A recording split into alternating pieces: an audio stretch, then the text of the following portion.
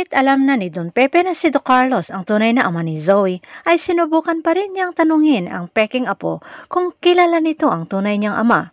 Pero hindi umamin si Zoe dito sa matandang Pepe na para kay Zoe ay kung may pipilian siya ay si daddy niya RJ pa rin ang tatay niya na namulatan niyang ama at nagturo sa kay Zoe at nagparamdam ng pagmamahal ng isang tunay na ama.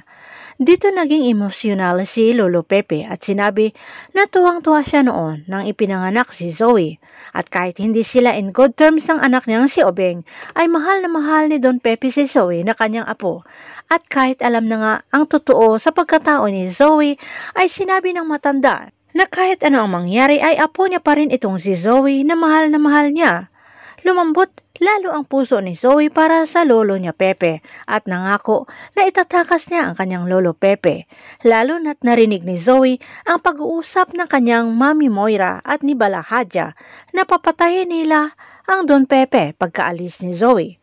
Samantala, may lead na ang mga kapulisan kung sino ang kumidnap kay Lolo Pepe at walang iba, ito'y si Balahadja. Nakilala naman agad ito ni RJ sa larawan na si Balahadja nga ito rin ang inutusan ni Moira noon na magkunwaring na sa kanila ang CCTV footage ng pagka-aksidente ni Dr. RJ sa hagdan. Maitatakas kaya ni Zoe ang kanyang lolo Pepe at tuluyan na kayang mapanagot nila RJ at Giselle itong mga kidnappers. Abangan na lang natin ang susunod na episode dito sa Abot Kamay na Pangarap.